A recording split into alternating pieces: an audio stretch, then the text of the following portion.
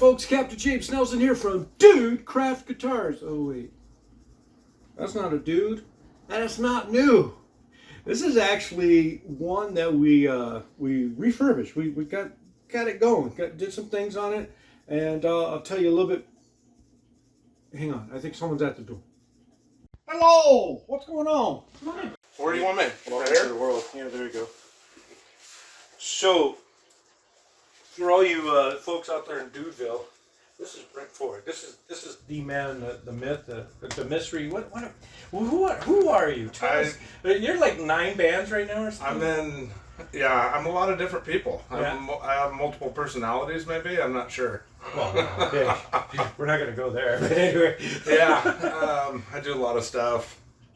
Teach, play reggae music. Reggae. Yeah, I love my reggae, man. Changed my life. Let's hear some. Okay. Are we ready to go here? We're ready to go.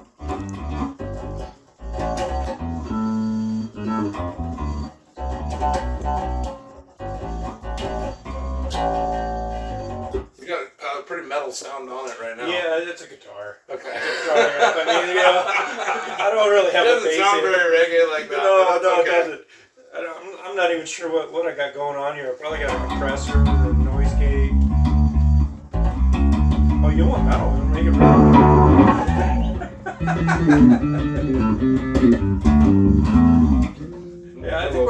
maybe. I think this week we're all a little metal though, aren't we? Yeah. You know, a little metal at heart, at least our, you know. I mean, that was a very sad news Yeah. right after that big concert that they just had.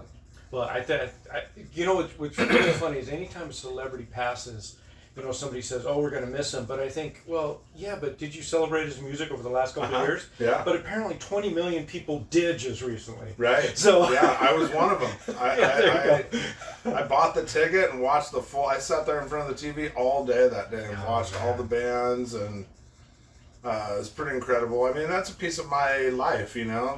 Those were guys that I grew up learning how to play music with. Absolutely. Yeah.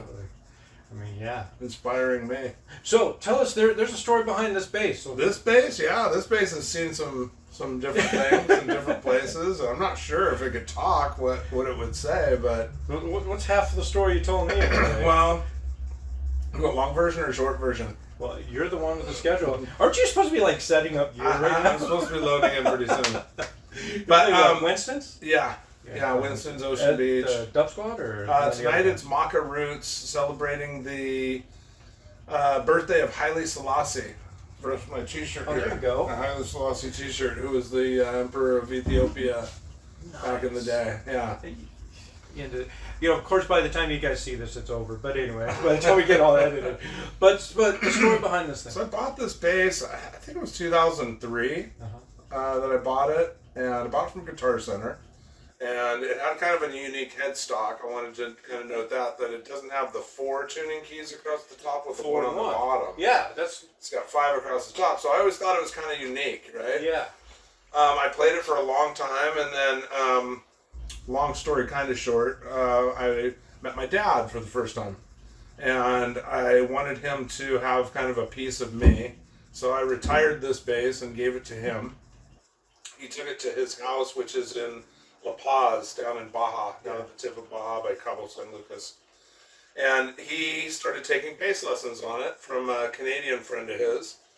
And maybe a year went by or so, and I got a phone call from my dad saying, "Hey, bad news, our house got broken into and we got robbed." And I was like, "Oh no, you know, are you guys okay?" "Yeah, we're okay."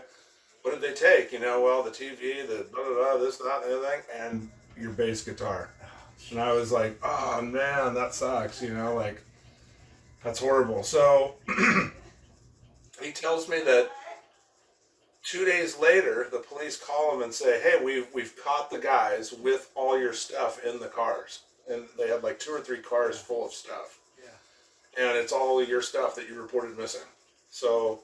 and you come down here to the police station and get it. And so my dad's like, "Oh my God, that's great." Yeah. So he heads down there, and they go through the list of stuff, and everything's there, except for one thing. This guy, right? The bass guitar. Oh my gosh.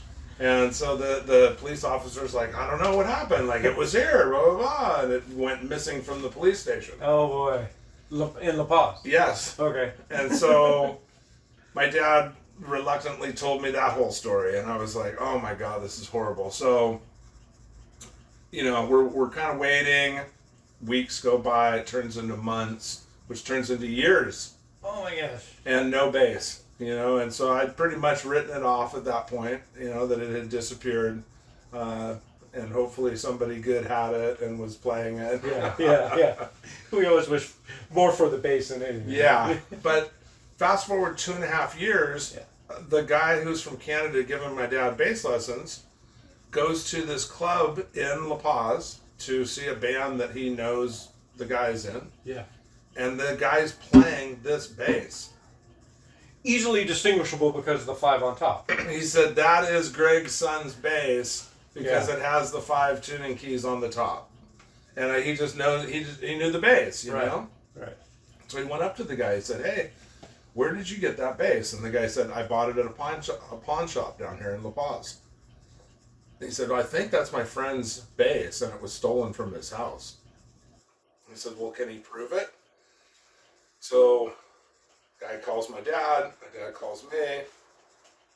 You know, we're talking maybe close to 20 years and no paperwork. I didn't keep any receipts or anything like that. Certainly for that long. But, so I tell him, I don't have the paperwork on it. All I have is pictures of me with the bass, or I actually have it tattooed on my back. Not showing that on Facebook. So, you know, I said, let's see if we can arrange a meeting with the dude and let's talk to him, you know? Because my dad initially was like, I'll buy the guy a new bass, right? If that's what he just needs a new bass. This one has like sentimental value, right? This is our like a family heirloom that we're trying to keep in the family. Right. I have since put it into our trust for my son when I pass away. Nice. So, so anyway, I kind of trying to figure out what I'm going to say to this guy to get him to believe me, right? And I go down there and we meet him at this gas station, and he opens the case and I see the bass, and I know it's the bass, you know, and I'm looking at it and I said, yeah, man, I don't know, I brought pictures, you know, of me playing it and this and that. I did show him the tattoo. Not showing it on camera, but I did show him the tattoo. It's on file then. Yeah, and I was explaining about the tuning keys and how it was unique, and so he said, I don't know, you don't have the paperwork. He kept wanting to see the paperwork, which I understand, the guy paid, sure, according to him, if he's telling the truth, he bought it from a pawn shop and paid his hard-earned money for it. So I packed my stuff up. I went back to the United States, and he said, I'll let you know, what I decide. And a few days later, I got an email from him and said, I think I'm going to keep the bass. Since you can't prove that it's yours. Right. So a couple days later, I was in Guitar Center, and I'm telling this guy I'm buying some equipment or some cables or something, and I said, I'm telling him the story, and he's like, wow, that's a crazy story. Like, I can't believe you almost got it back, And I said, if I would have had the serial number or something, he said, well, let me check in our archives, right? He goes, how long ago was it? I said, it was like 20 years ago, And so he goes in and before I even get home, there's a call on my phone. Hey, we got the receipt. We got the serial number. Gosh. We're emailing it to you now. I forward that email to my dad. The guy that was giving my dad bass lessons and my dad go to this club with the police, and they confront this guy and say, hey, here's the paperwork with the serial number. You need to give the bass back. The guy said, I'm not giving it back. This is my bass. Oh. Police arrest him for possession of stolen property, which in Mexico is an automatic 10-year prison sentence. And my dad just kept telling the guy out the door, dude, I'll buy you another bass. Just give us the bass. Yeah. But he wouldn't listen. But the end of the story is my dad drove this bass straight back up here, 24 hours to the United States, and said, don't ever bring this bass back to Mexico. Oh my God. And we've got it back, and I still play it today. It's my heart and soul. I love it. Well, what do you think of just the initial action is perfect. There you go. mean, yeah, it sounds like it's played through a guitar amp. Yeah, I haven't. I mean, but it's just like Black Sabbath, right? Yeah, there you go. Oh, I can't even play it anymore. It's been too long.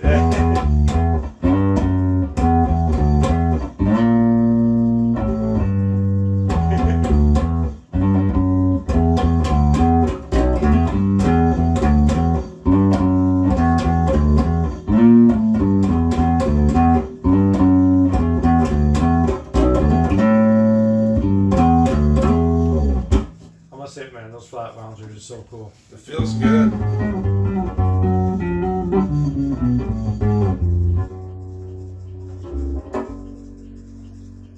And the intonation's perfect. So Yeah, you know, it was already there. I did very little just to make a little bit of adjustment to it.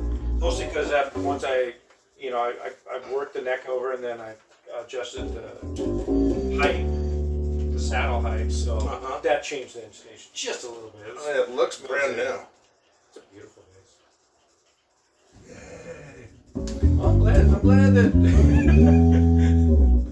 Yeah, the guy The bass is for found Friday your that bass. hired us was like, "What kind of bass do you play?" And I said, "Well, right now I'm playing like a Steinberger, Yeah. white Steinberger." And he said, "Oh, I was hoping for a Fender Jazz Bass." And I said, "I do have a Fender Jazz Bass." I said, "It's in the shop right now, but I'll see if I can get it out." And he said, "Yeah, that would be huge." So some people are weird like that. Yeah. You know? They That's want to cool. see certain things. So But it definitely is different, and of course I had to, when I was restringing, I almost forgot about this retainer. Yeah. I was like, oh yeah, you got. Yeah. I'm just gonna go over the top. I started to on one of my. Yeah, I'm gonna put footage in here, but yeah, you'll see where it's like, oh yeah. Classic, man. But yeah, it was. I mean, there's some. No, some cleanup. I couldn't be happier. I'm sure. Yeah, it was dirty as all get out. Yeah.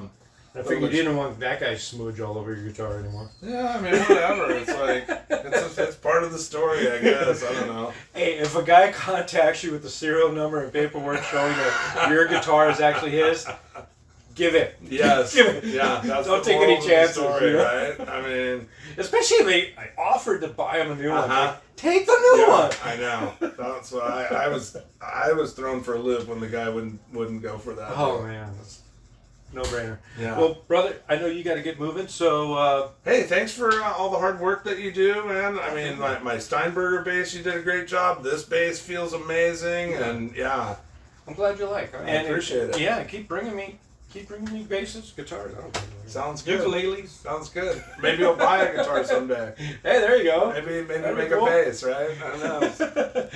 Hey. Yeah. Thanks again, folks, for tuning in to Dude Craft Guitars.